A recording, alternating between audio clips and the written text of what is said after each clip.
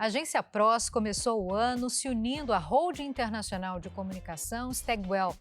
No final do ano passado, conquistou o troféu Destaque do Ano do Prêmio Jatobá.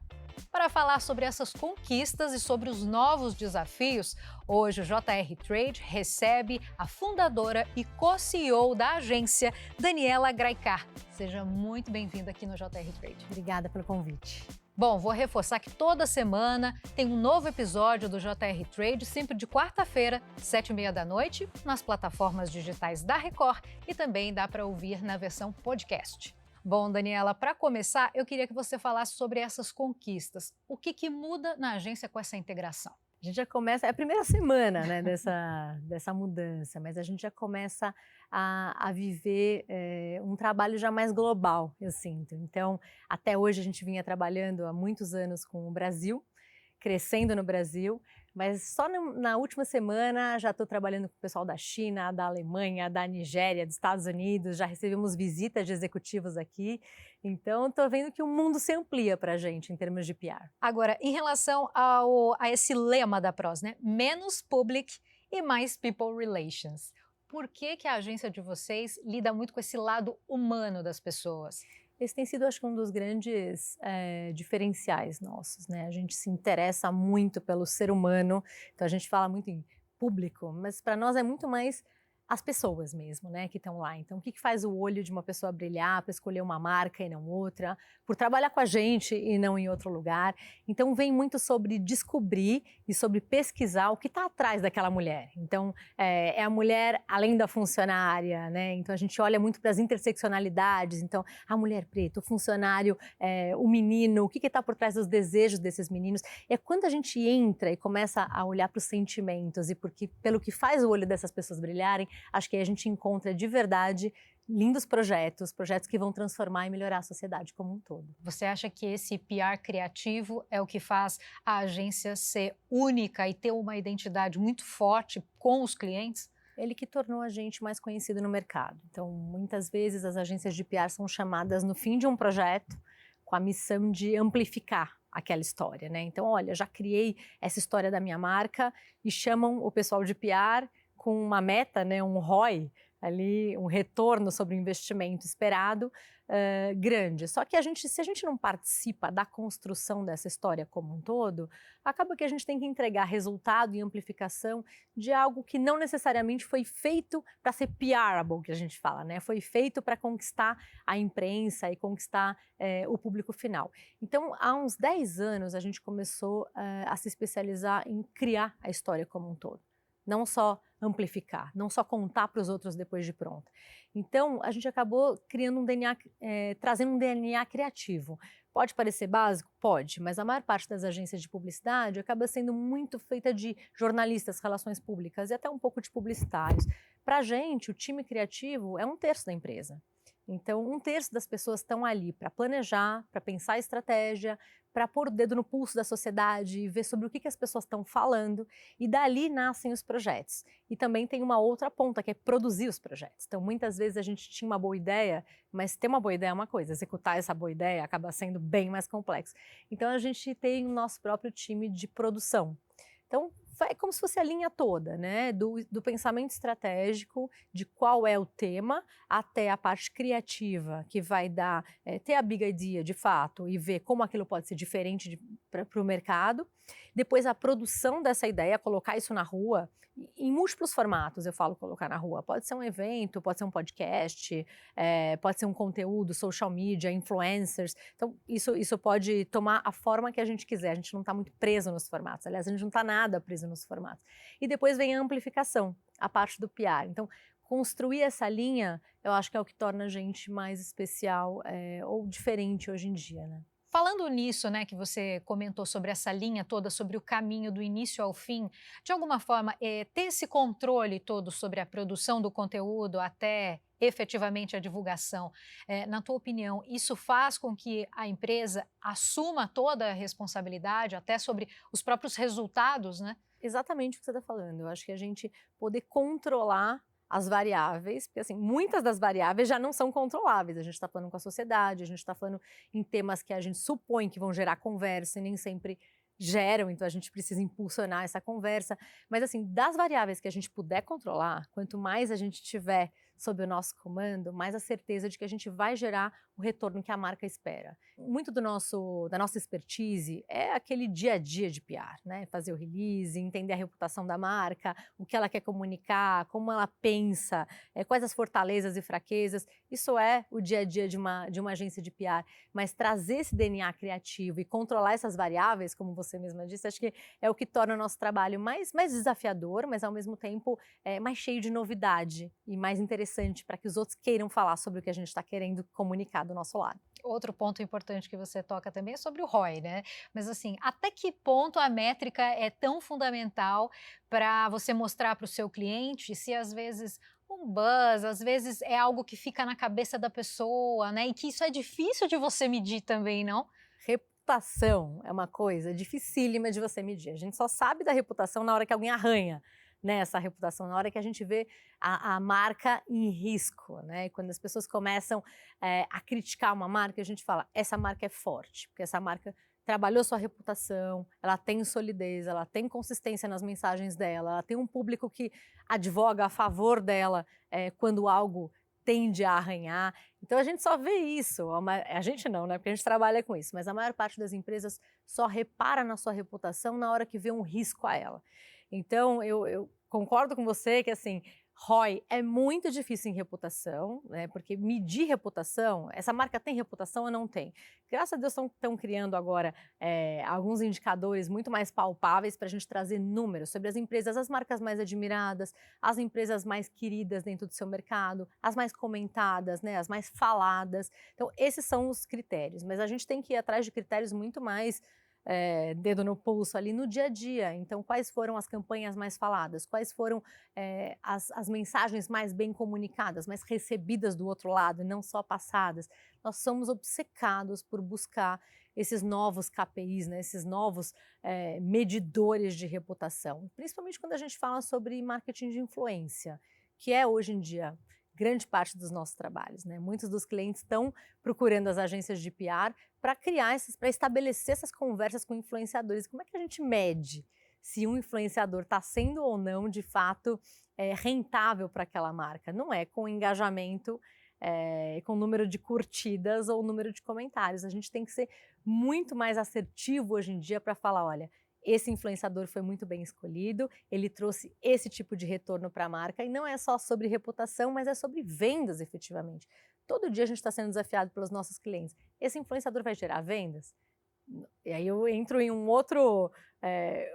outra esfera aí, né? Que alguns influenciadores trazem venda e alguns trazem simplesmente awareness e reputação. Então a gente tem que escolher muito bem. Quando a gente escolhe, a gente diz, esse influenciador foi escolhido para cumprir esse papel dentro da nossa conversa, e ele vai ser medido o resultado dele desta forma. Acho que assim a gente consegue reduzir esse nível de ruído que a gente tem na busca de um critério. Definir bem o processo para que as coisas aconteçam. Eu vou aproveitar então que você fala sobre influencers, né? A gente percebe há uma grande quantidade de influenciadores digitais. Eu acho que até vai haver uma seleção natural aí, se eu puder reinterpretar Darwin, mas o fato é, quem vão ser essas pessoas que vão continuar relevantes depois de um tempo nas redes sociais? A gente tem olhado muito para isso, acho que muitos dos clientes sei que muitos dos clientes que nos contratam para saber, meu Deus, com milhares de influencers, quais são os meus para contar essa história, né? Quais são aqueles que eu devo olhar? E aí vem muito dessa sua pergunta mesmo. Quais são os mais relevantes? São aqueles mais genuínos, aqueles que produzem um conteúdo que é interessante, que é bem feito, que não tem preguiça, sabe? Aquele conteúdo que mexe com a gente. Não é só a beleza pela beleza, não é só a viagem pela viagem, mas o que está por trás daquilo? Acho que cada vez mais, com essa enorme quantidade que a gente tem nas redes, a gente está procurando aquilo que conecta com os nossos sentimentos. E às vezes conectar com os nossos sentimentos também é fazer rir, também é emocionar, também é conectar com a nossa pior verdade ou com a nossa melhor verdade. Então, acho que a busca tem que ser pelos influencers que carregam aquele conteúdo com significado e que fazem um conteúdo, de fato, que é legítimo da vida deles. Não é pensando no outro, é pensando no que eles têm de mais especial para passar.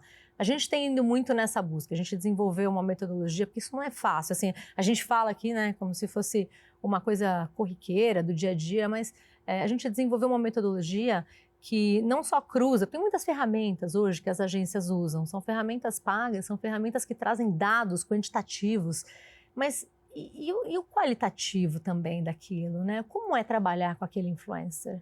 É bom de trabalhar? Uma pessoa, aí vem de novo a parte do people relations, né? É uma pessoa agradável, uma pessoa que cumpre o que ela promete, uma pessoa cujos contratos são bem estabelecidos e às vezes faz um algo a mais. Tem preguiça ou não tem preguiça? Cria algo legítimo ou só repercute, faz para todas as marcas iguais? Já teve marcas concorrentes trabalhando com ele? Como é que foi isso? Quando foi isso? Então a gente foi desenvolvendo uma série de outros critérios para atrelar nesse sistema quantitativo, para trazer um quali, para trazer um lado mais humano, para a gente poder fazer uma triagem que a gente fale, agora sim, no nosso score ele vai de 0 a 1000. Então, eu juntando o qualitativo com o quantitativo, eu consigo de fato ter um score que faz sentido, que eu consigo justificar, porque esse não aquele, né? Bom, depois dessa aula, né, essa coisa de lideranças femininas, né, te atrai, você tem um projeto nesse sentido, né, Aladas, esse mesmo nome, pode explicar um pouco para a gente sobre esse projeto? Eu criei o Aladas, ele é um movimento para apoiar a liderança feminina.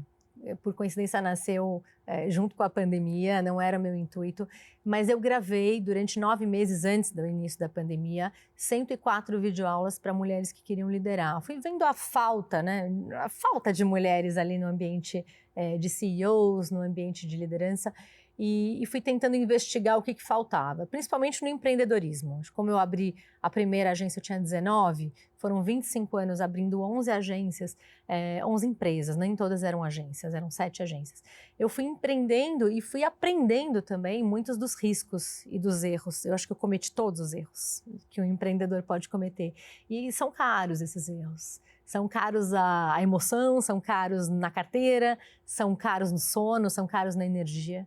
E eu desenvolvi essas aulas para que outras mulheres pudessem ter acesso a esse material, ter coragem e também até triar se empreender é para elas ou não, porque não é para todo mundo e está tudo bem, né? Se fosse para todo mundo, a gente estaria com mais empresas aqui do que funcionários de verdade. Então, essas aulas são soft e hard skills, desde como é que eu registro uma marca, até como é que eu contrato, demito, busco um cliente, precifico. E são 27 pessoas, são 27 mulheres que gravaram esses conteúdos comigo. Eu coloquei numa plataforma à disposição. E desenvolvo conteúdo toda semana para elas também, conteúdo ao vivo, conteúdo em streaming, para apoiar e para a gente não se sentir tão sozinha.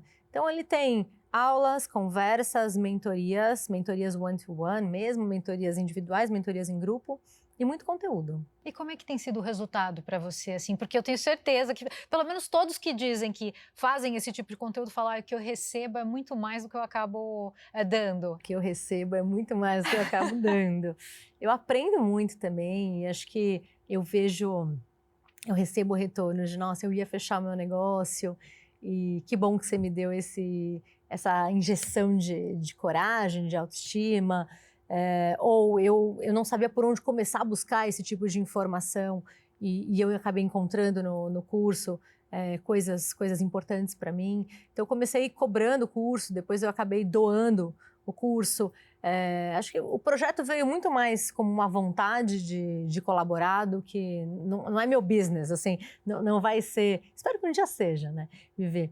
Mas tem milhares de mulheres fazendo os conteúdos, cursando, me dando esses retornos, e eu vou também melhorando com base nos retornos delas. Tipo, não entendi isso.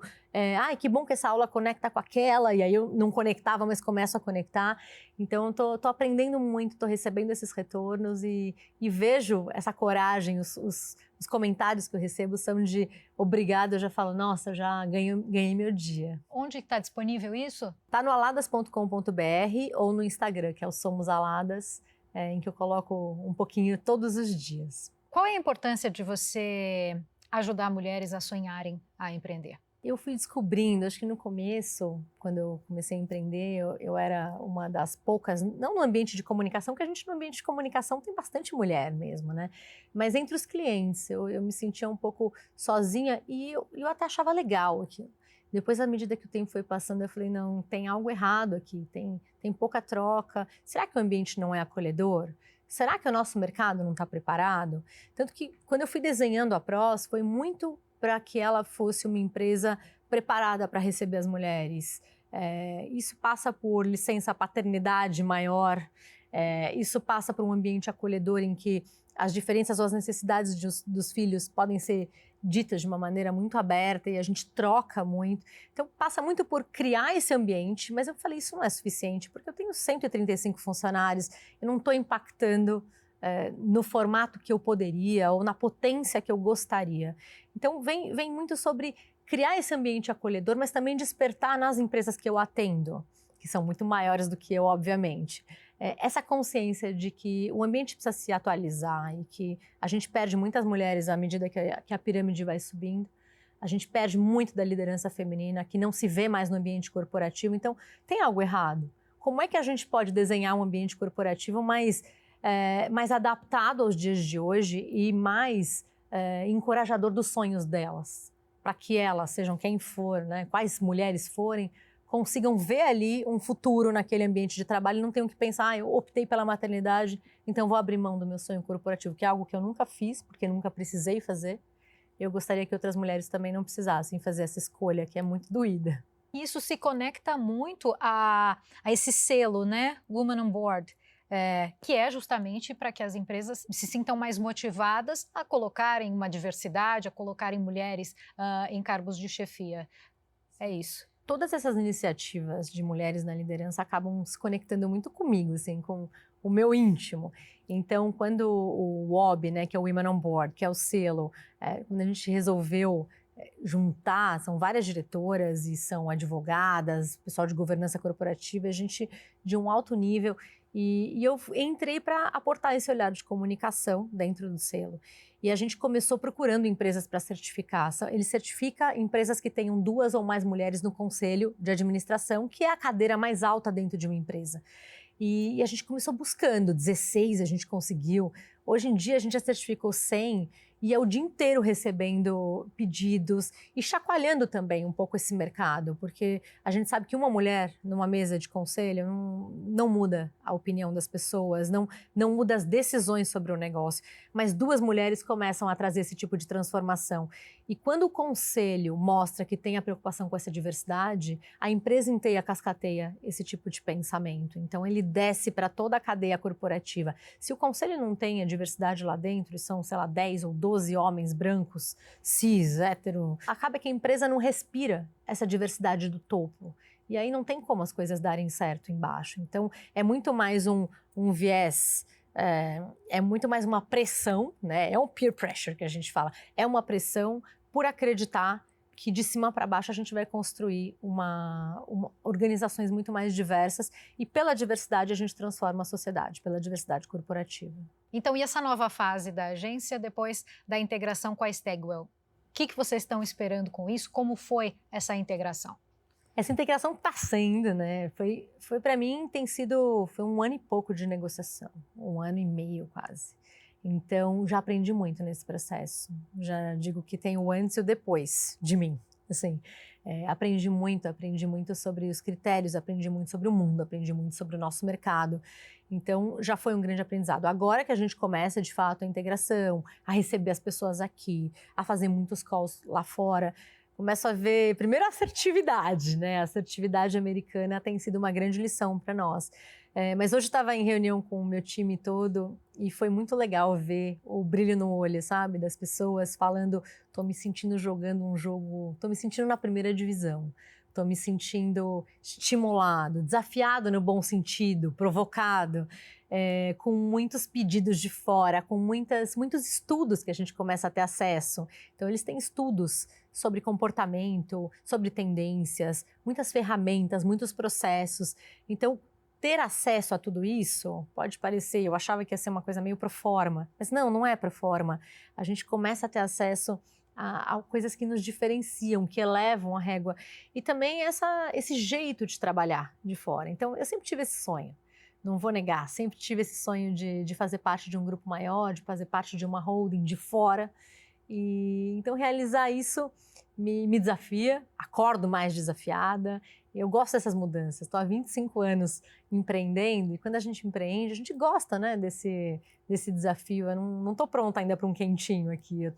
Mas na agência e para o mercado, efetivamente nada muda. Assim, eu continuo, escolhi a Stagwell, inclusive, pela liberdade de gestão que eles me proporcionaram. Eles realmente falaram... We don't fix what is not broken. Então, a gente não conserta o que não está quebrado. Não viemos aqui para palpitar, não viemos aqui para corrigir. Viemos aqui para te dar mais combustível, para te dar mais coragem, para te dar mais vontade de crescer. Então, isso só me encoraja, só me estimulou. Tem sido isso, de fato, é meu primeiro mês dentro da holding. Então, novos processos, novas pessoas... novos clientes, novos países, estou experienciando tudo isso, mas ver o meu time de gestão com o olho brilhando pelas oportunidades, pelos desafios que tem pela frente, confesso que me deixa mais encorajada ainda para não estar nesse barco sozinha. E é incrível, né? Você estava falando de clientes, e vocês já têm clientes enormes. Amazon, Boticário. Então, a confiança do mercado em vocês é bastante grande, né? E agora o desafio é captar mais clientes. Como tem sido para vocês, né? Qual é o segredo de vocês de captar esses clientes tão grandes? Acho que é um desafio duplo. De um lado, melhorar a qualidade para os clientes que a gente já tem. Então, trazer um pouco dessa expertise, desses aprendizados, desses processos, ferramentas, para melhorar a entrega do dia a dia. Então, esse é um compromisso que a gente tem. Mas tem também essa vontade, acho que essa expectativa, né, de que a gente cresça. Crescer encontrando as marcas certas. Acho que o PR criativo que a gente desenvolveu, que vem ao lado do dia a dia do PR, ele talvez não seja para qualquer marca. Talvez seja... E eu não estou falando nem sobre empresas criativas ou não, eu estou falando sobre pessoas que estão na cadeira, que gostam do novo, que gostam do bold, que gostam de gerar esse tipo de conversa mais ousada, mais criativa. Então, eu acho que a gente está de olho nessas empresas para crescer, onde a gente está vendo que há essa vontade de fazer diferente, mas com esse pé no chão, que é cuidar bem do que a gente tem em casa, que é muito valioso, como você mesma disse, né? Acho que a gente tem clientes nacionais e globais muito, muito respeitados. Então, vamos cuidar muito deles, como temos cuidado nesses anos, e ver para onde a gente pode crescer que faça sentido. E como é trabalhar com clientes de áreas tão diferentes, de segmentos tão diferentes? O atendimento é sempre muito personalizado? As equipes são personalizadas. A gente entendeu que esse era um jeito... Por exemplo, eu vinha de agências, estagiária, né? De agências que tinham expertises, restaurantes, hotéis.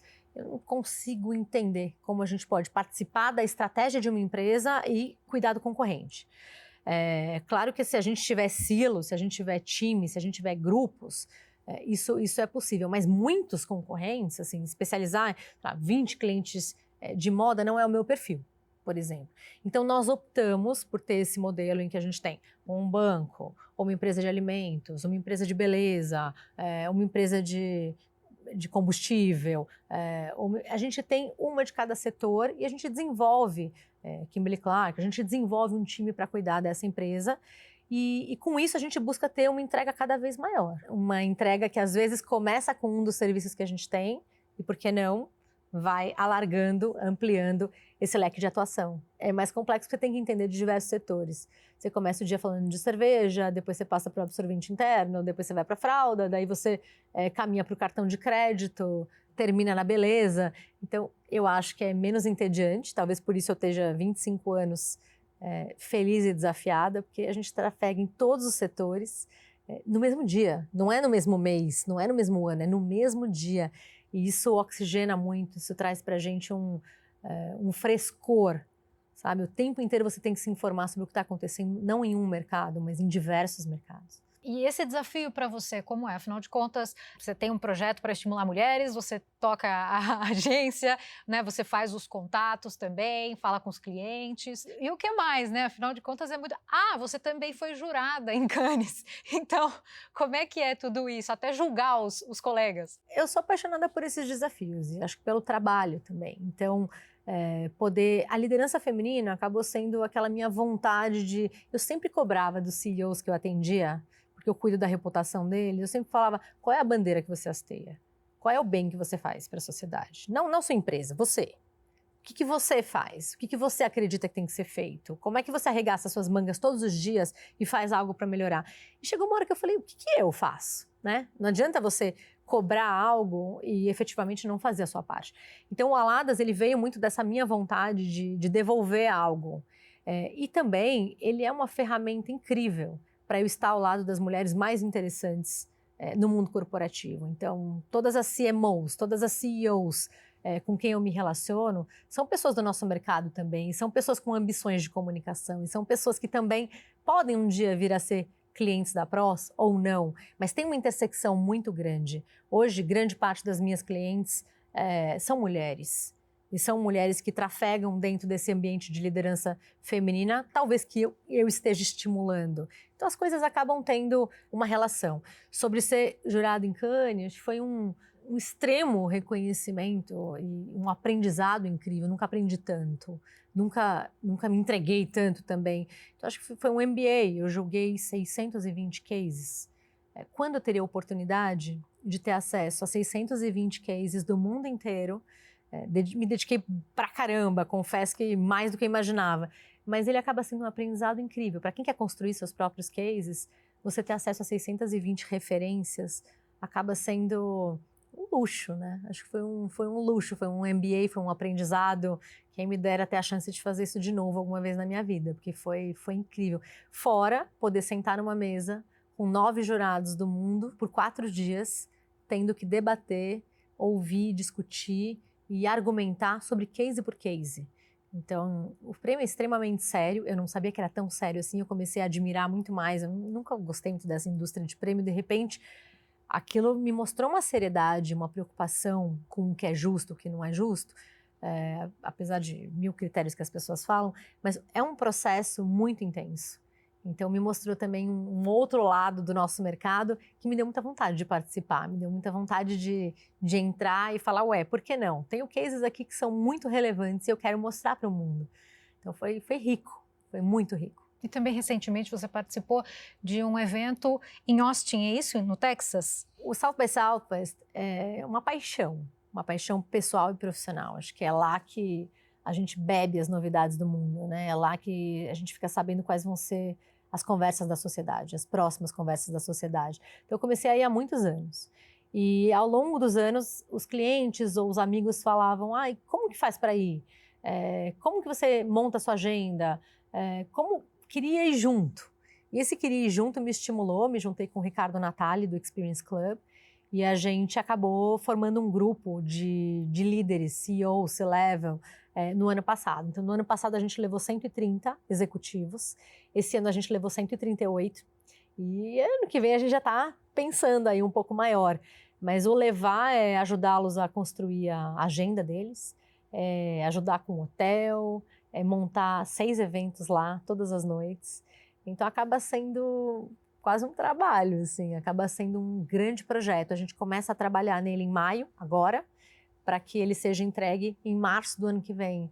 Então, é uma equipe grande preparando isso. Mas é que eu vejo poder estar por 7, 8 dias com líderes, discutindo sobre o que a gente assiste todos os dias, tendo acesso a uma programação incrível, poder levar meu time junto para agregar valor, para cuidar desses eventos, junto com o pessoal do Experience Club, é mágico, assim. Acho que é uma semana. Tem gente que fala que tem um carnaval, Réveillon. Para mim, essa é a semana mágica do ano, a que eu mais me realizo. Conteúdo, networking, gente inteligente, gente interessante, num ambiente que pulsa criatividade e inovação. E depois de lá, você traz isso para os clientes. A gente fez 18 downloads, 18 apresentações de download. Então, poder trazer também o que acontece lá de uma forma organizada, resumida para os clientes, acaba sendo muito especial também. Bom, e para o futuro, na verdade, para esse ano, né? Como é que vai ser para a Agência PROS neste ano? Qual a expectativa de vocês? Foco em entender todas essas novidades que a gente está vivendo, continuar cuidando das nossas pessoas, que acho que é a nossa obsessão e diferencial, colocar nossos clientes ali bem no centro das nossas atenções crescer. Acho que essa é tudo junto, né? Não adianta, não tem uma frase para te falar. É assim, é cuidar dos filhos, é cuidar da empresa, é cuidar das nossas pessoas, é atrair os clientes novos, entender o mercado está em constante transformação, a gente está vendo essas mudanças todas acontecerem, o que faz sentido plugar para os nossos clientes, o que é só fumaça e faz sentido a gente jogar para longe. Então, acho que discernir essas coisas também e ajudar os nossos clientes a discernir o novo do que não vale a pena. Acho que essa é a minha grande missão hoje em dia. Bom, o papo foi ótimo, já ultrapassamos já passou? Aqui já passou, o tempo já passou. Obrigada por estar aqui com a gente no JR Trade, obrigada por compartilhar um pouco de tanto conhecimento. Obrigada a você pela oportunidade, obrigada, gente, pelo convite e por ter assistido. Já fica então o convite para a próxima vez aqui. Quando quiser. Obrigada. Bom, eu também agradeço você por ter ficado aqui com a gente e vou te lembrar que toda semana tem um novo episódio, sempre de quarta-feira, 19h30, nas plataformas digitais da Record TV. E também, se você preferir, dá para ouvir a nossa versão em podcast no seu tocador favorito. Até a próxima!